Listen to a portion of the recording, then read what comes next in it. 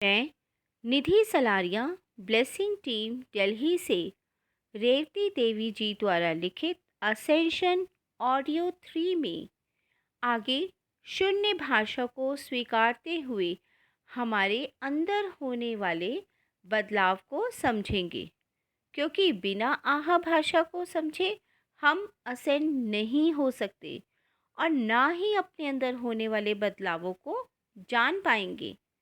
सन 2002 में हमने असेंड होने का अनुभव किया, पर यह हमारी सोच से बिल्कुल अलग था।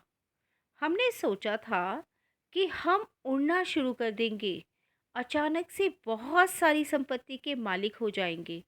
पर ऐसा नहीं था, बल्कि यह था कि हम असेंड होते हुए अपने दिव्यत्व को पाकर उचित सृष्टि करेंगे। जैसा कि हम पहले जान चुके हैं कि हमारी 7 इंद्रियां और 5 दिव्य इंद्रियां असेंड होने के बाद जागृत हो चुकी हैं। हम अत्यधिक संवेदनशील हो गए हैं। हमें अपने आसपास के लोगों का असली चेहरा दिखने लगा है। हमें न्यूट्रल रहकर उनके द्वारा किए गए व्यवहार को बस दूर से देखना होगा, क्योंकि अब हमें कर्म चक्र पर वापस नहीं चढ़ना। नए लोग हमारी तरफ प्रभावित होंगे, पुराने लोग थोड़ा पीछे छूट जाएंगे, पर भविष्य में वह आपसे ही सीख लेते हुए असेंड होंगे। जब यह सब हमारे साथ हो रहा होगा, तो हमें खुद पर विश्वास रखना होगा। हमें यह याद रखना होगा कि कर्म एक बहाना और मुखौटा है, क्योंकि हमारे पास हमारी नूतन चेतना है। हम अपने आप में सुरक्षित और संपूर्ण हैं। हमारे अंदर कुछ प्रश्न भी उठ सकते हैं, जैसे कि जब हम वो पा चुके हैं जो पाने के लिए हमने आग की दीवार को पार किया था, सब सबक सीख चुके हैं, तो भी पृथ्वी छोड़कर क्यों नहीं जा रहे?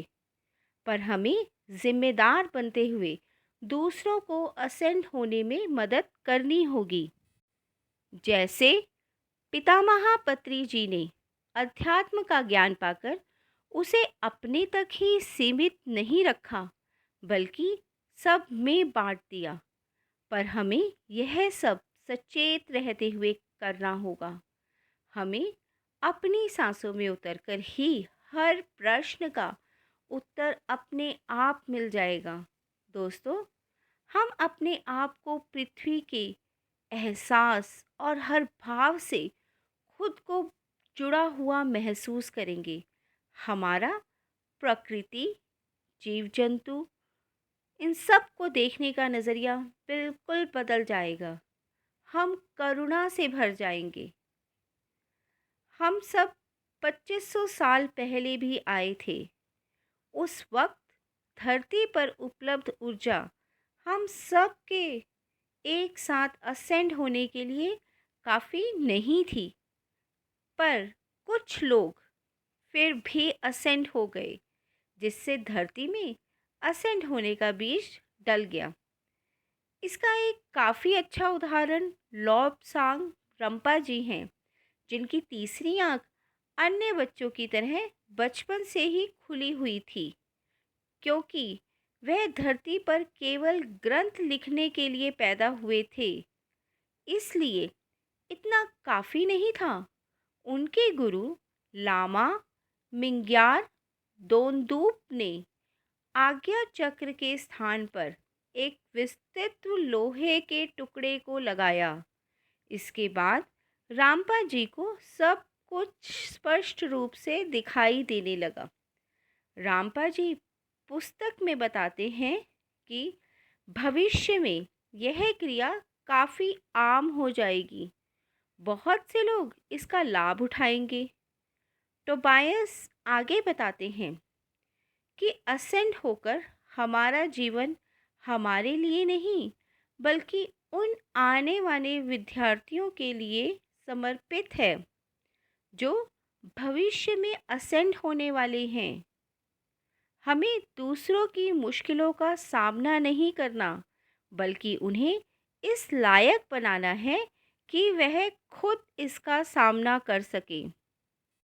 उनके लिए हमें अपने अनुभवों को भी लिखना होगा, अर्थात हमें सृष्टिकर्ता बनना है, कर्म पीड़ित नहीं। ध्यान रहे, चुनाव सिर्फ हमें ही करना है। सेवा में समर्पित होने से हमारा जीवन बहुत ही सरल हो जाएगा।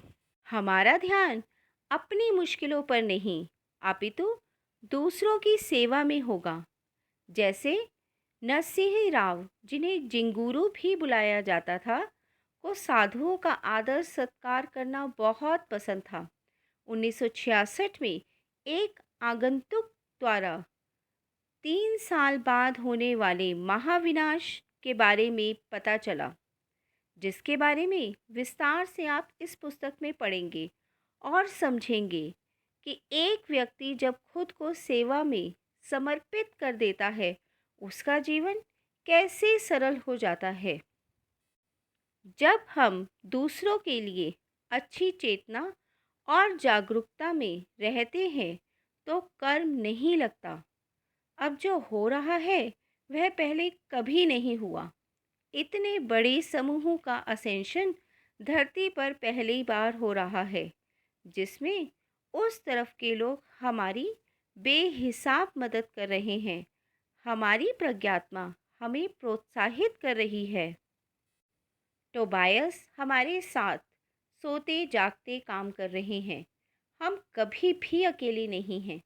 आगे हम रेचल, एक लाइट वर्कर की कहानी पढ़ेंगे कि कैसे उनकी माँ के जाने के बाद बचपन से ही उनकी ज़िंदगी तकलीफ़ों भरी थी, और आगे चलकर कैसे अलग अलग अनुभव लेते हुए अंत में वो अपनी दिव्यता को जानने की कोशिश करती हैं।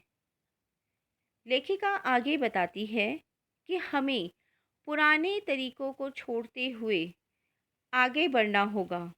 जैसे हम एक देश से दूसरे देश स्थानांतरित होते हैं, तो वहाँ पुराना सारा सामान पीछे छोड़कर नई तरह से जीवन को स्थापित करते हैं। ठीक वैसे ही पुरानी ऊर्जा को छोड़कर नई ऊर्जा में जाना होगा, और यह जितना सरल रूप से हो, उतना ही आनंद का अनुभव होगा। जैसे नई जगह पर हम जितना जल्दी खुद को वातावरण के अनुरूप ढाल लेते हैं, उतना ही खुशी से मज़े करते हुए जीवन का आनंद ले पाते हैं। दिव्यता हमारी अपनी है, जो बीज के रूप में हमेशा से हमारे साथ रही है, पर अब समय आ गया है कि हम इसे हंसते हुए, आनंद में रहते हुए जागृत करें। यह बुद्धि से प्राप्त नहीं होती। जैसे पुरानी ऊर्जा में रहते हुए लोग ध्यान करते हुए बाहर भगवान से समाधान मांगते थे और अपनी ऊर्जा का समीकरण करते थे। सब कुछ करने से भी जवाब नहीं मिलते थे, क्योंकि द्वंद्वत्व अत्यधिक शक्तिशाली था। दोस्तों, बाहर ढूंढने से कुछ नहीं मिलेगा। जो दिव्यता हमारे अंदर है, उसे अपनी ही सांसों पर ध्यान देते हुए अपना बनाना है। ठीक वैसे ही जैसे जब हम किसी से बहुत प्रेम करते हैं और उसे पाने के लिए ज़मीन आसमान एक कर देते हैं, और ऐसा करते हुए हम कोई समय का बंधन भी नहीं रखते, वैसे ही दिव्यता पाने का कोई निश्चित समय नहीं है।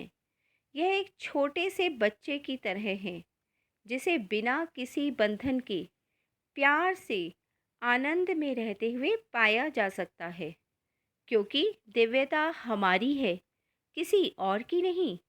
और जो हमारा है, हमें उस पर पूर्ण रूप से विश्वास भी करना चाहिए, क्योंकि आगे चलकर हमें अपने विद्यार्थियों को भी इसी तरह सिखाना होगा, ताकि वह भी दिव्यता हंसते खेलते, नाचते गाते, आनंद मनाते, खुश रहते हुए पा सके।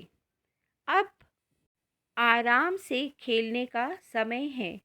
पुरानी ऊर्जा में गंभीर रहते हुए जो कुछ भी किया, अब हमें नई ऊर्जा में हंसते मुस्कुराते अपने मन को खुला रखना होगा। हर परिस्थिति को स्वीकारते हुए हमें खुद को बंधन मुक्त रखना होगा। जैसे पानी में तेल नहीं घुल सकता, ठीक उसी तरह पुरानी ऊर्जा में रहकर दिव्यता को नहीं पाया जा सकता। जब हम अपने विद्यार्थियों को यह सब सिखा रहे होंगे, तो हमें सबके दुख तकलीफ नज़र आ रही होंगी, क्योंकि हम अत्यधिक संवेदनशील हो जाएंगे। पर हमारे पास जो भी सीखने आएगा, हमें सब कुछ स्वीकारते हुए सिखाना है और आगे बढ़ना होगा। और यह काम खुद पर विश्वास करते हुए तेजी से करना है, क्योंकि जब हम असेंड होने का सोचते हैं, तो यह स्वाभाविक रूप से स्वीकार लेते हैं कि इसे पाते हुए या पाने के बाद जो कुछ भी इसके रास्ते में आएगा, वो मुझे पूर्ण रूप से स्वीकार है। धन्यवाद।